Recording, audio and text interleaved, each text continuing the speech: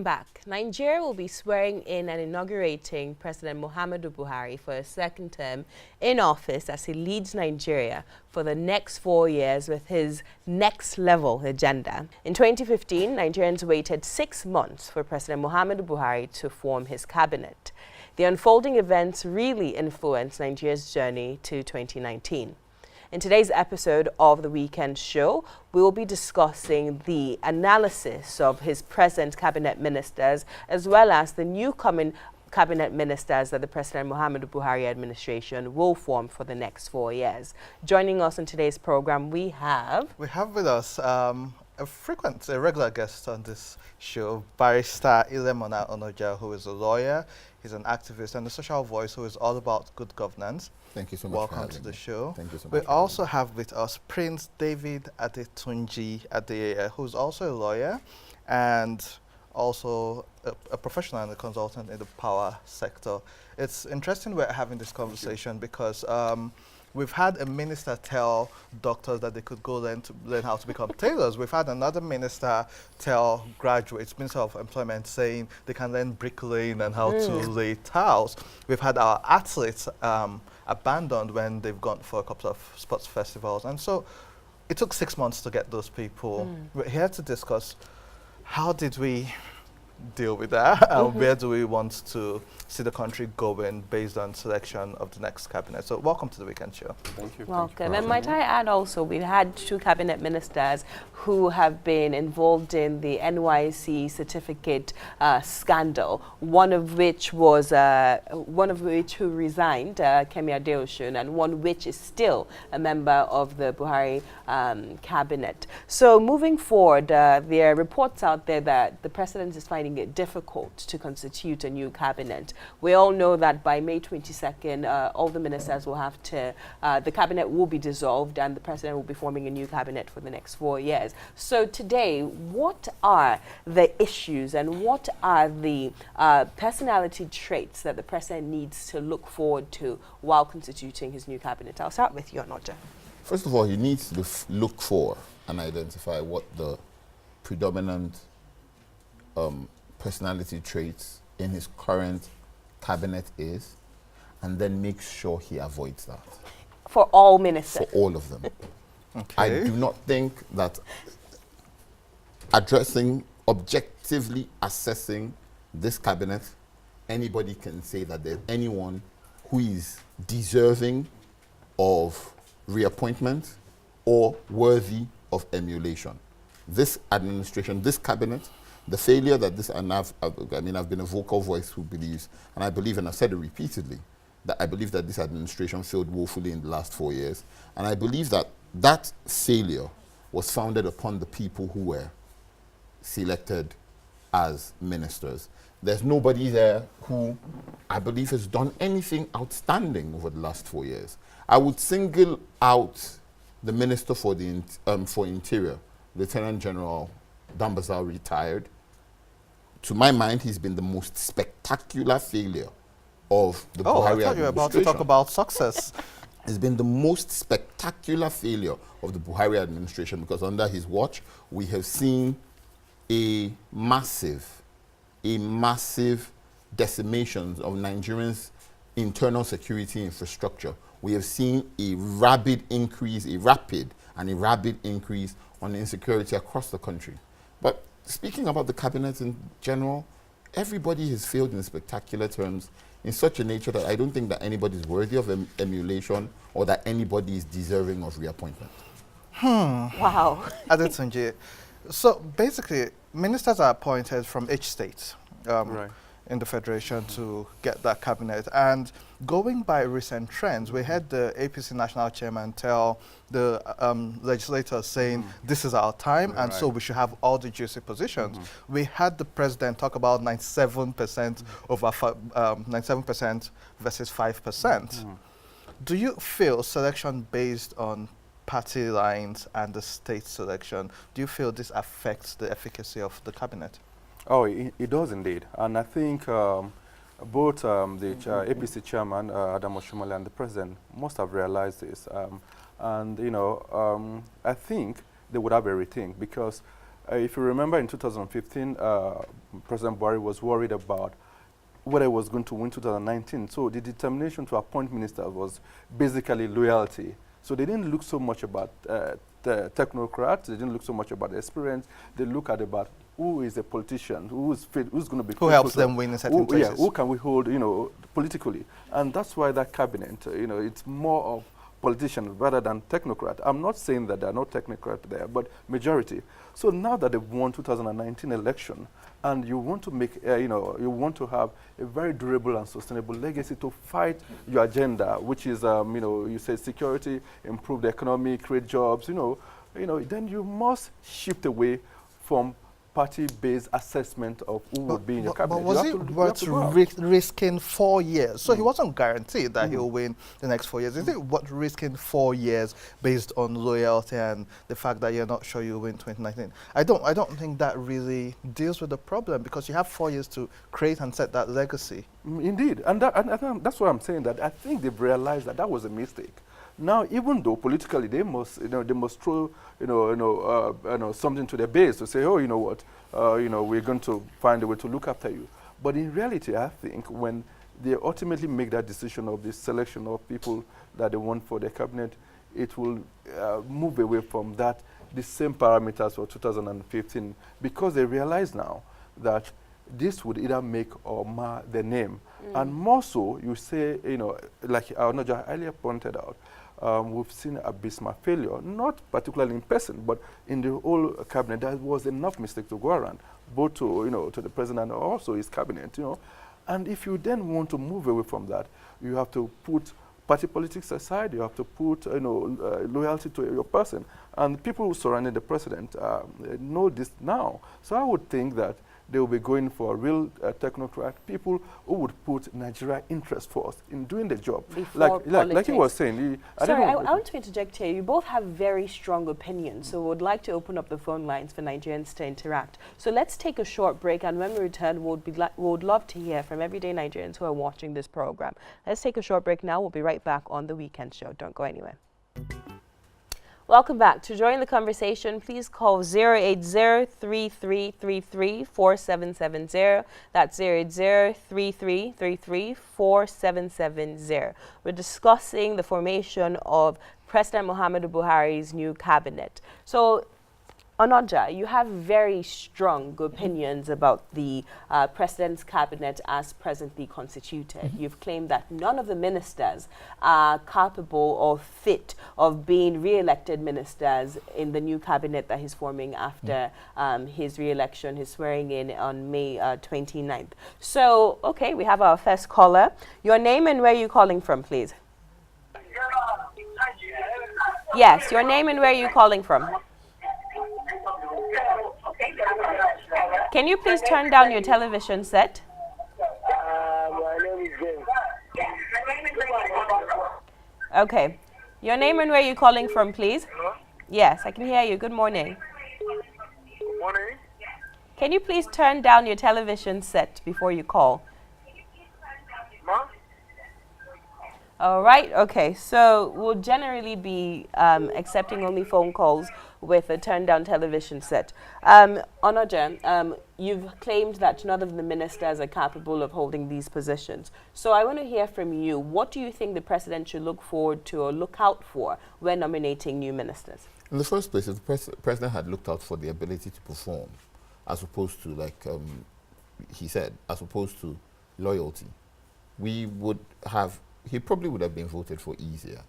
It would have been an easier conclusion for people to reach to vote for him. Because on that basis, the re-election would have been predicated upon performance. What he should be looking for is a strong ability to perform. We need to, if we do a sectoral analysis, right, we would find out that I don't think anybody has significantly moved the needle on the sector that they controlled over the last 4 years and caused an amazing improvement. The Minister of Power, Works and Housing would beg to defer. The Minister of Transportation would beg to defer. The Minister of Agriculture would beg to defer. So I think I can respond on each and every one of those issues. Okay, go ahead. If you give me the time, I can respond. Go ahead. As we speak right now, the power sector, this year alone, this year alone, there's been more than 6 complete grid shutdowns. And we are only in the second week of May. This year alone. That immediately puts pay to anything that you want to claim about power sector performance. But compared to where we were before they came what in, was the objectively before? Hold on, and I'm being objective. And I'm being objective. Yeah. What was the average power output at the time compared to now? If we're getting to places where power output is reducing, you know, you said you've gotten to the highest ever power distribution level, right? That is even in itself a disputed statistic. But if you, that's assuming without conceding, but your average power output has reduced to 2007, 3,100, right? From 3,007, 4,000 where it was. That in itself doesn't spell performance. I could go on. With the Minister of Transport, what really? His immediate claims are Rail sector? Rail, right? But we also know that a lot of these rail agreements were agreed and funded before he came into office. Or implemented. Implementations were going to go on. If there's a 4-year roadmap and it follows that 4-year roadmap, you really haven't done anything. Permit me to interject. We have a call. Your name and where are you calling from, please? Hello? My name is Christopher. Hi, Christopher. Where are you calling from? I'm calling from Lagos. Okay. Can we hear your opinion on the subject matter? My opinion is this. Based on the fact that the president 4 years have gone down the line, I think this coming 4 years, he shouldn't compromise with his selection of cabinet members, because now he should have at the back of his mind that whatever he does in this remaining 4 years will go down the history to say who he was when he was a president. And I think this is the time for him to reflect back to that phrase which he used during his first tenure swearing in, that I belong to nobody but I belong to everybody. Now this is the time for him to actually portray that word. Thank you, Christopher. Thank you so much. Your name and where are you calling from, please? Hello? Yes, your name and where are you calling from? Good morning. Good morning. I'm calling from Lagos, Janapaja. What's your name? My name is Ola. Okay, what's your opinion on the subject matter? Yes, my opinion that we rather sometimes we are too. I'm talking about the view of the two invited guests there. They're like they are picturing the whole 4 years of President Muhammadu administration as a gross failure, which is very, very incorrect. Because to me, Nigeria is just coming out of conundrum. It's coming out of a kind of wreckage. We are all these while the past administration that majorly they've only majorly on politicking and building I will call it cosmetic and widow dress economy. They structure Nigeria in such a way that is not on the part of really infrastructural development, not on the part of really going deep down to addressing basic and fundamental issues. So what you're saying is that they should give more credit to the present administration for the work they've done in the past 4 years. Yes, now it's just that President Muhammadu Buhari is like when you like Nigeria is being built before without the foundation. The man really went down to really want to address a basic to a fundamental problem affecting plaguing Nigeria. That's really what we've been seeing, because we are looking for this immediate result, and that's not, that is not. Let me give you an instance. No, thank you so much. We don't have enough time, so this is our last caller. Your name and where are you calling from, please? I'll give you both a chance to respond after this. Yeah, please. I'm calling from Abuja. I want to read. My name is Harry from Abuja. Please. Hi, Harry. What's your opinion? Okay. Go ahead. We can hear you. Okay, please. I'm really laughing in my living room at that guy in black. I don't know if he claims to be a public analyst, or I don't know what he claims to be. But a red flag for me is for somebody to sit in the studio and say everything is a total failure. I laugh. There's nothing as a total failure. That word, you can't use that word on anything. So let's Because hear your even in the opinion. Let's hear your opinion as opposed to Beautiful. My speaking about opinion is that this government has its highs and its lows. There are areas that did well, and there are areas that have failed. And that's what any analyst, anyone in the world will tell you. So what And should that's they do analysis better? is all about. In fact, without even, I don't want to waste the time of listeners or what have you, but my opinion is that that guy in black, I'm sorry, because he's already in public, so I have to have my opinion about him. Okay, so we have to focus on the issues. No, Unfortunately, we don't have have enough time to go on and deviate from the issues at Seeing hand. as he So, addressed Noja, me- quickly respond to that, and we'll give it Seeing to as he addressed me Adeyeye. directly, I would like to respond directly. There is not a single sector of the Nigerian economy or security space that you would say has not worsened on some level in the last 4 years. Yes, there have been appreciable gains in the fight against Boko Haram, but we have security worsening across northern Nigeria. Yes, we have seen, even by the ERGP document of the government, we have entered and exited a recession. But even their own benchmarks that they set in the ERGP document, they did not meet their own benchmarks. That is failure. If you had 3 states in 2015 where you had, INEC had to conduct elections in 3 states that had IDP camps, and then in 2019, INEC is conducting elections in 15 states with IDP camps. I'm sorry, that is failure in security. If you are looking at corruption, and we're fighting, and the allegations, substantial allegations against many credible members, many senior members of the administration and the political party that don't get prosecuted, investigated, or dealt with in any way whatsoever, that is failure. And I will justify it. If Harry is willing to have a conversation with me, I can show him every time. Adetunji, so this selection process, beyond the president, there's the National Assembly where they screen these people and then they approve. So they have a role to play. So it's not just the president. Everybody has a role to play in this. Moving forward, what do you think we should consider from a proactive position now for the next 4 years, from both the president and the National Assembly?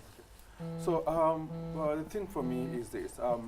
Both the National Assembly and the Executive should look, first of all, about who can we put as a minister that will, all his goal is the national interest of Nigeria. You must understand the philosophy of whoever you're bringing. So if you, first of all, can pick your ministers from somebody who you think would be able to have the mental strength, not capacity, mental strength, to make those tough decisions that will be for the general interest of Nigerian interest, then you're already having a good candidate, and it's already halfway done. But as you pointed out, the National Assembly must this time exercise their right to turn down. They should investigate. The era of come and take a bow and go should end. In fact, it's so sickening when somebody comes to Parliament to be vetted and you say, "Oh no, take a." You should criticize. You should critique. Sometimes they don't even have the portfolio Exactly. of the people they're screening. You should look at all his stages of life, his family background, what are his contemporary, his business interests, his political. You should check all of that. You should scrutinize, and that's when you will truly have people that probably, when they find themselves in a tough political situation, would always be able to make a very sound decision as our determination as a minister. And I want to worry about certain ministry. Ministry of Health is fundamental. So they should put politics behind Ministry of whoever emerges as Minister of Health, Minister of Education, because you can't have a great country without re-engineering, restructuring your educational system.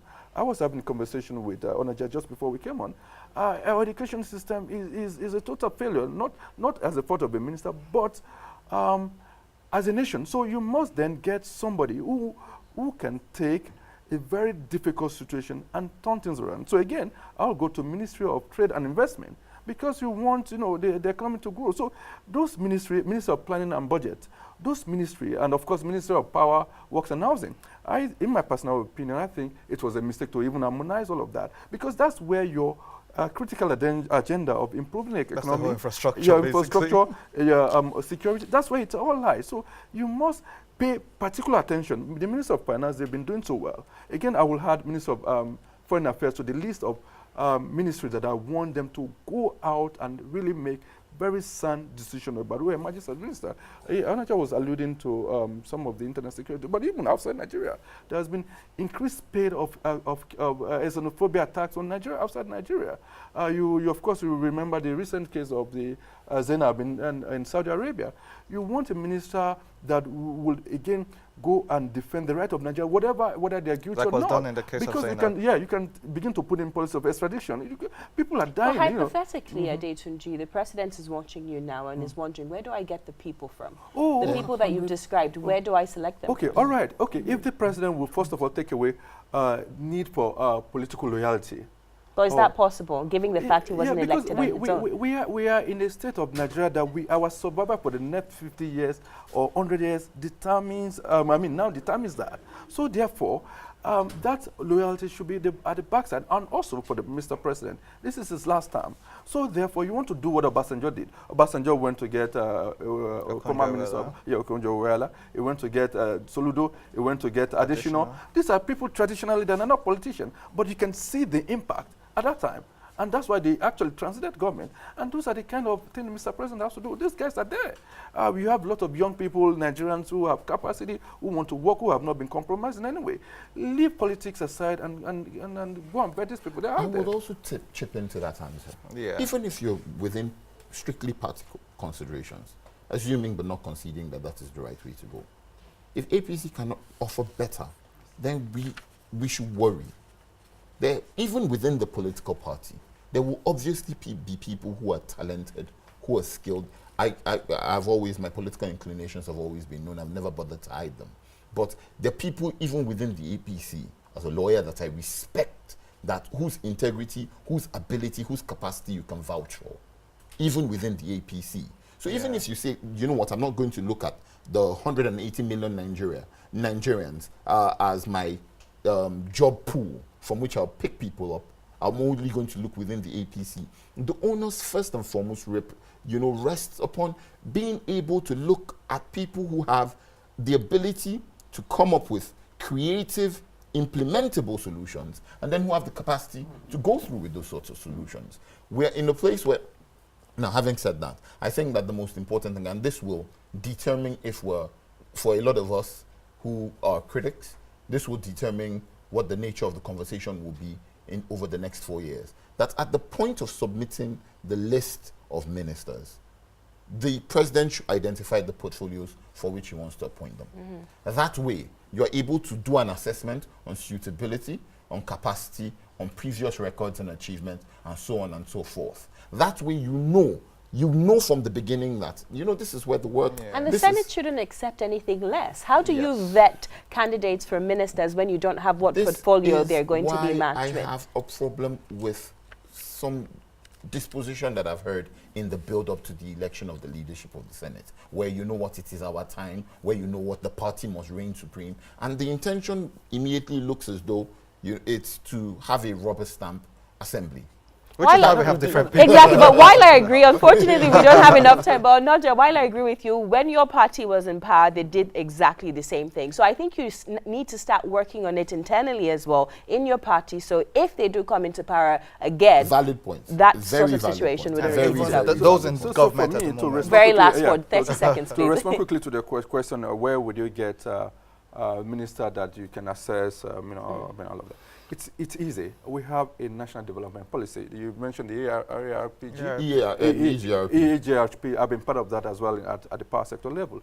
Those documents are there. So it determines already for you where you want to go. So you then need to look for people who are able to measure up or to drive those things. Adetunji Onaja, thank you so much for your time. To watch this interview, go to our website, www.weekendshowng.com, and follow us on social media at weekendshowng.com on Instagram, Facebook, and Twitter. We'll take a short break right now. When we return, the sports segment of the Weekend Show. Don't go anywhere.